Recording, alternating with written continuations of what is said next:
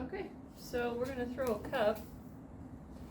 I already dried off the center of the wheel with my sponge to make sure that this piece of clay will stick down even though the rest of the wheel is wet. We need to have a dry spot for the clay to stick.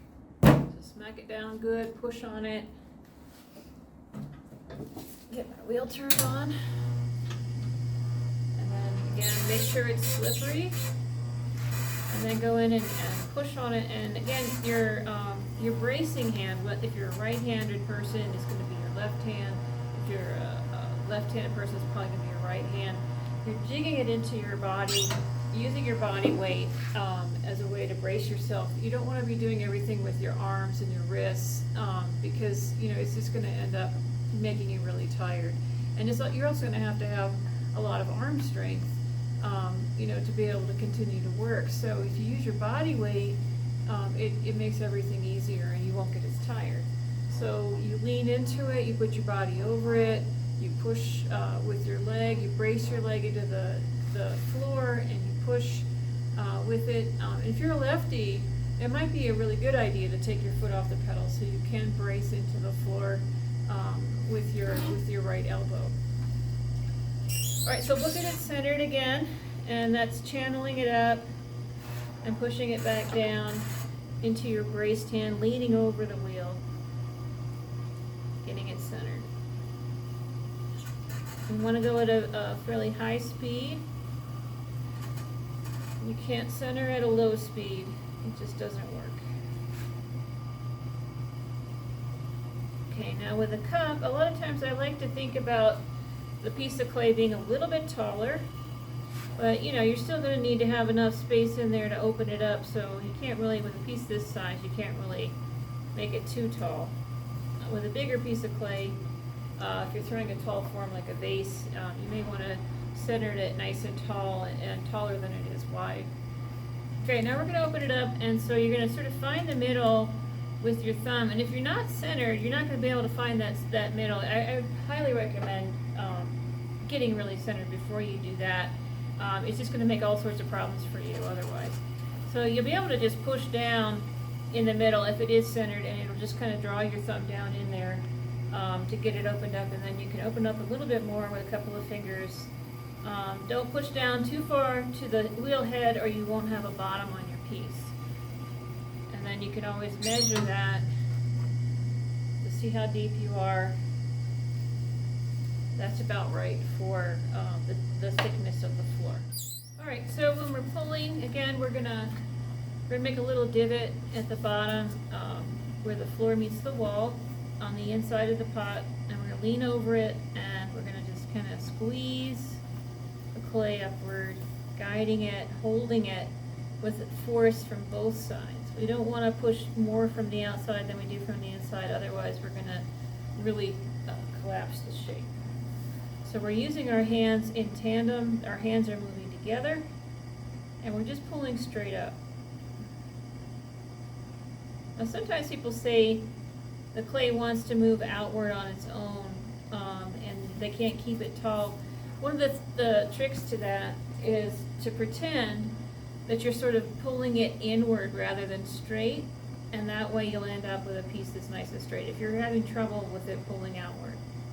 So you can just sort of cheat inward slightly, and you'll end up with a nice straight form. Slow my wheel down a little bit. And just take your time. There's no hurry. Nobody's going to be impressed if you do it too fast and knock it over. Do it nice and slow. Make sure the whole thing is about the same thickness. Get nice and vertical for a cup.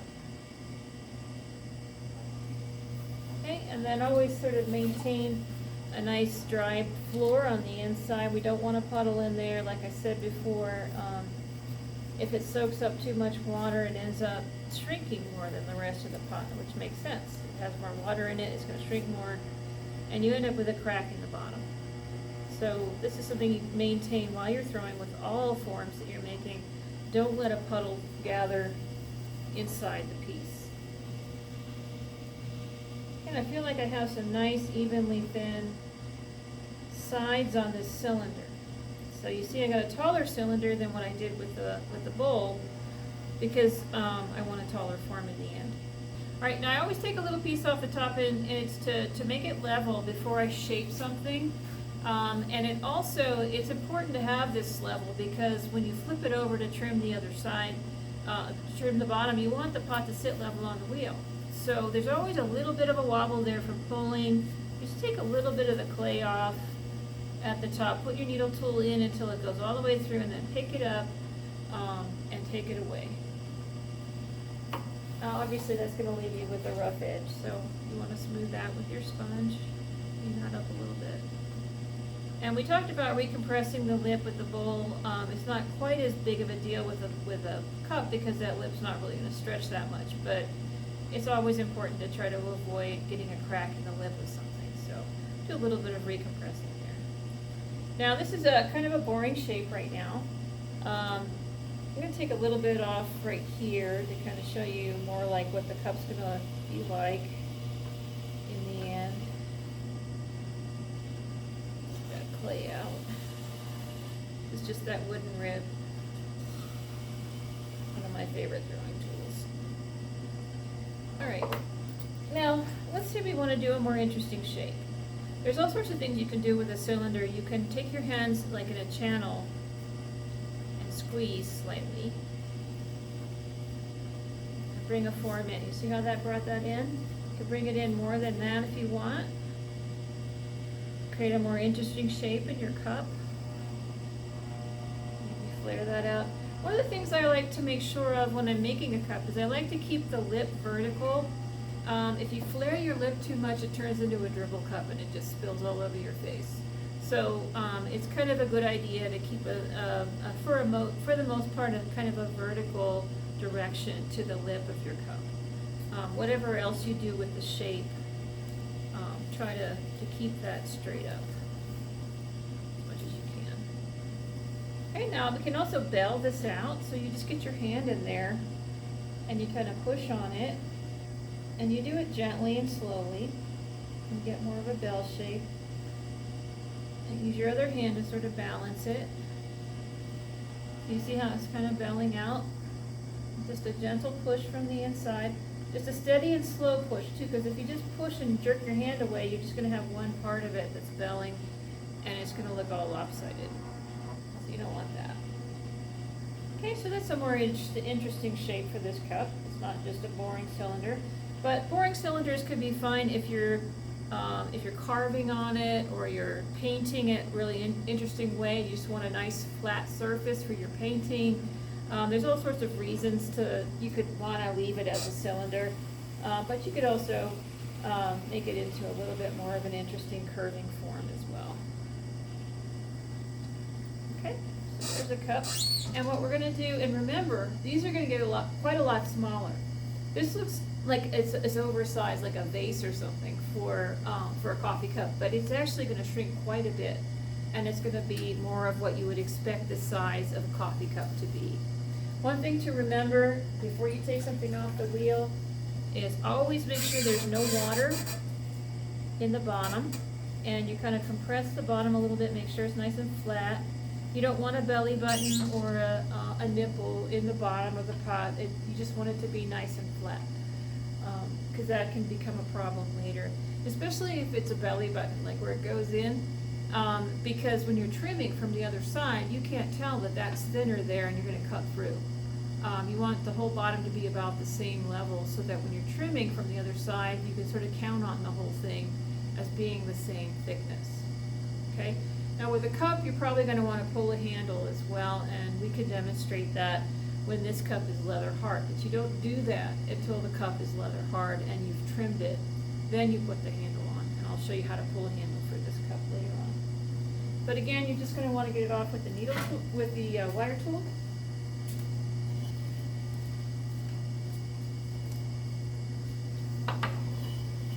Run some water under it till you kind of see it move slightly. See, if it's holding onto the wheel and you try to pick it up with the pot lifters, you're gonna mess up your pot. So you make sure it's sliding. I'm gonna use the smaller ones this time because it's a smaller shape.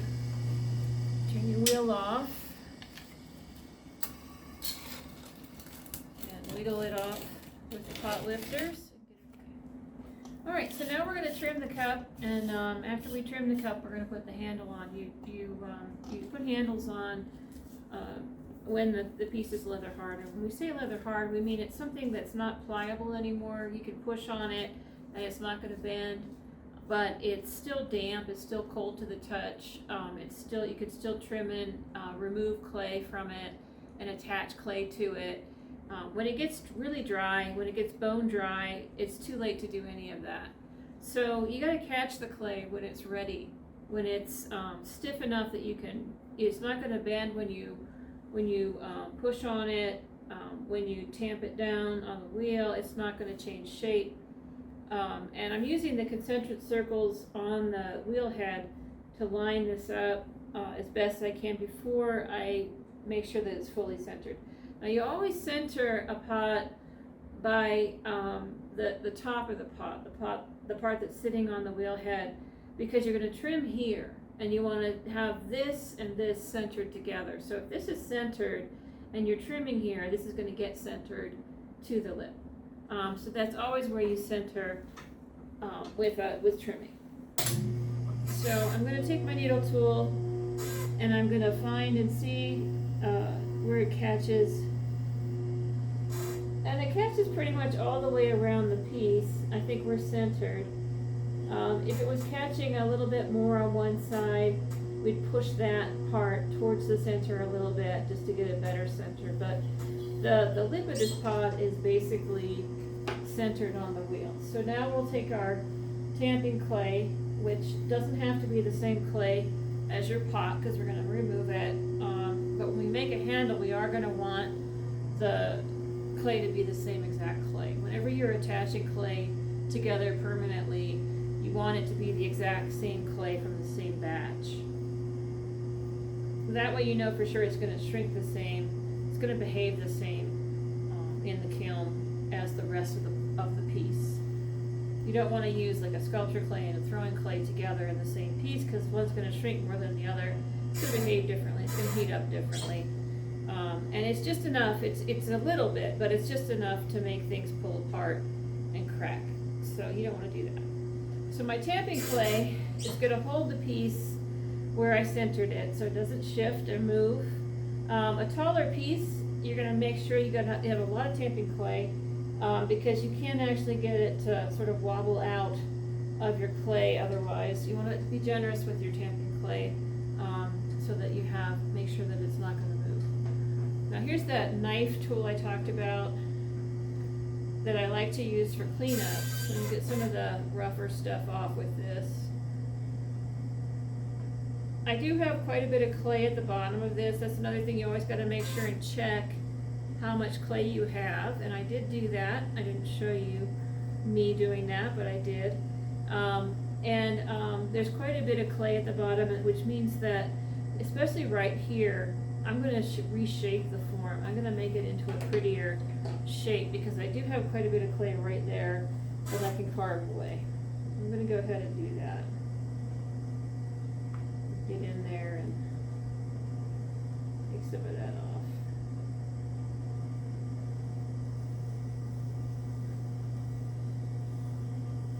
And you can really kind of reshape the pot a little bit with the trim, especially if you have a thick area. And with beginners, sometimes you throw your pot too thick. You can actually trim a lot of that off in the trimming process and actually end up with a much nicer pot.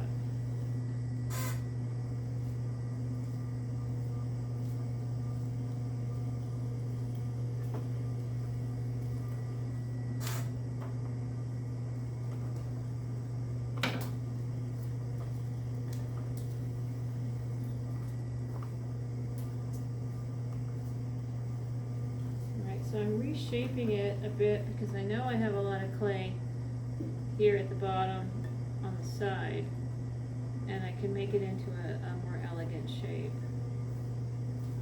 So it really is important to feel your pot, feel the thickness on it, examine it a little bit before you put it on the wheel so you know what you can do. And this is going to make it into a nicer cup because I was able to do that. Now we don't always have to have our foot really obvious like with the other ones I trim. We can have what we call a hidden foot if we want. And I'm thinking about that here because I like this curve that I've made. And instead of cutting in to make a foot that it stands on, I can actually just cut it from the inside. Let this be the outer edge of the foot. So I think I'm going to do that actually this time. Use my smaller tool to get in there. And I also want you to notice that the speed is not slow, it's medium to fast when you're trimming. Otherwise it's just going to get, it's going to be impossible to have it nice and brown and centered. I got a little inclusion here. A little piece of rock or something in the clay. When that happens, you can always just sort of patch it if you want to with a piece of your clay, but since I'm trimming there, I can just cut that out. Sometimes we get garbage in our clay that we have to pick out, little pieces of rock or something. I don't know what it is. You see, you can have a hidden foot, which means you have a foot, but you don't see it when the pot's sitting on the table because you don't have an edge to that foot right there. You can make a nice deep foot because I left a good amount of clay in the bottom for that. Always planning for that.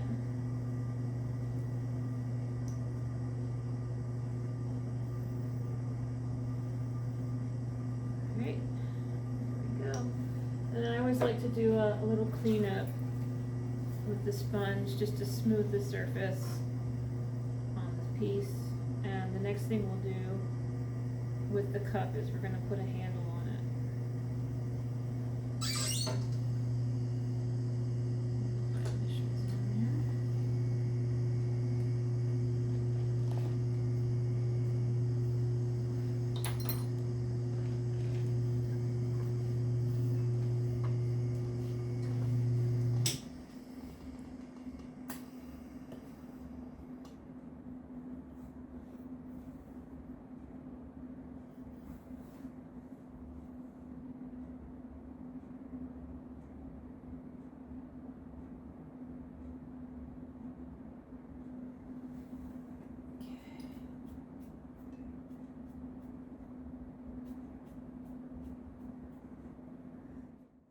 Okay, we're going to pull a handle for this cup, and we just finished trimming it, and one of the things I was talking about is going to make sure that it's not too soft, because if you're trying to push on it and trim it and stuff when it's really soft, it's going to change shape and it's going to be really frustrating for you.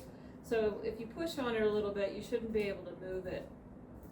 And so we've got it trimmed, and you always have the pot completely trimmed, and if you're going to decorate, if you're going to carve or paint, you should probably do that before you put your handle on, because the thing about the handle is that it's going to be soft, and it's going to be floppy, and you're not going to want to handle your piece very much after you have your handle attached. So that's why I have a board here with a piece of newspaper on it. Something I like to do is put a piece of clean paper down. All of our boards are bumpy and dirty. Instead of trying to find a perfect surface, I just put a piece of paper down and I set my pot down on that. I'm not going to get little indentations or crumbs or whatever on the lip of my nice little cup. Okay. Now what you want to get is some clay that's the same exact clay you use to make the pot. You don't want to get a different clay to make your handle. When things are shrinking and drying and getting fired in the kiln, there's all sorts of things that happen with shifting. There's also even a chemical change that happens to the clay, quartz inversion. And it all needs to happen at the same rate throughout the whole piece. And so you need to have the same clay. You don't want to use a different clay to pull your handle. So whatever you threw with, that's the same clay you want to use for your handle. Now I'm going to show you the way that I learned how to make handles, which is a very sort of traditional, kind of classic way of how to make handles. There are other ways to do it, but in my beginning ceramics class, I do want my students to do it this way. And try other ways later on as much as you like. Now there's one method that I see that's very popular. In fact, I know a lot of people that do this, which is not the way I do it, but make a little cone and you attach it to the pot, and then you pull it from there and then flip it around and stick it on so that it's already on the pot. Now the way that I do it, and this is really well wedged already, you gotta wedge up your clay, get it nice and homogeneous, and then I like to pinch out kind of a cone at the bottom of the piece a little bit to get it started. Get your pot ready, make sure it's trimmed, and then you think about, where do you want that handle to be? Is there a difference around the cup where you might think a handle will look better over here or over there? And then you make score marks where you want to attach it. So I'm going to attach part of it here. I'm going to go straight down to the base and attach the other piece here. Now that needs to be wet. I'll put a little bit of water on that. And one of the things, again, I've said this before, but I like to keep it simple for my students. I don't want you to have any specialized tools to be able to make your work. I just want you to be able to make things with your hands, a needle tool, a sponge, maybe a few other little tools, but I want to teach you that. And then, you know, if you want to buy a fancy tool to make handles with, you know, you feel free to do that, but at least you'll be able to do it the traditional way and the simple basic way. All right, so I'm going to start pulling on this, and what you need to do is keep it super slippery. I'm going to just kind of tug on it, pull on it. I'm going to flatten it a little bit with my fingers, and I'm going to just gently pull this clay down. What we want is a nice long even strip that we feel is kind of like the right width and size and length for the handle for this piece. Okay, so I'm just kind of tugging, and I'm going on this outside of it here, and I'm going on the flat side of it here. I'm trying to get it all nice and even, and I feel a little bit of difference down here, so I'm just going to kind of pinch that off and pull a little more clay down. Take your time and squeeze it down gently. Make sure that it's always slippery. If it's not slippery, it's not going to work. And so I'm getting down to where I think I kind of like the width of that for this cup. Each cup, each piece, you need to think about that. Like, think about how long that handle needs to be, how wide it should be, and you don't want it so thick that you can't get your fingers around it. You don't want it so thin that it's going to easily break. So just think about something sort of sensible for a handle. And then you just sort of tear it off. And one thing I like to do before I put it on is I like to actually clean up the bottom a little bit into a nice rounded shape, so that I don't have to do that later before I attach it. All right, so it's going to get attached at the top and the bottom. And I don't want to have to move my cup around after I get my handle on, because my handle, it's going to make its own shape through gravity. If I move it around a lot, I'm going to wreck my handle. So I have it on a board that I don't have to move, or even if I have to move it, I can pick up the board. I don't have to pick up the cup. I don't have to pick it up off the surface that it's on. All right, so this, the top piece where I tore it off from the chunk of clay, I'm going to press it on like this with my thumb, and then I'm going to bring it up and press the other end where I made the marks. Squish that on real good. Okay, so it sort of makes its own shape. It makes kind of a question mark shape for you because of the gravity, and you don't want to have to move it around, pick it up much after that. So you can clean it up a little. Always make sure your fingers are wet to clean it up. But that's basically how you make a handle. And this is a very traditional way to put a handle on. Like I said, there's lots of other ways you can try, but I want you to try this way first and get kind of develop a little bit of finesse with it. Make sure there's enough room for a person's hand to be in there, and that the handle kind of suits the piece. And then you just let it set up. It should set up enough in an hour or two to be able to pick the cup up. But at this point, you should have done everything you wanted to do to the cup so that you don't have to pick it up and you can just let it dry. And let things dry upside down. They'll dry best that way because then the air gets to the bottom. The rim of everything always wants to dry first, so this is a better way. You let the air get to the bottom, and it can all sort of dry evenly. Also, make sure and cover everything. When you're leaving the studio, cover it up with some plastic, slow it down, especially when you've joined something on there like this. This clay is quite a bit wetter than this clay, so we gotta let it catch up to drying with the other part of it so it doesn't crack away. You can get cracks where you've joined a handle if you let it dry super fast. So cover it up with some plastic, let it dry slowly, and that should be it.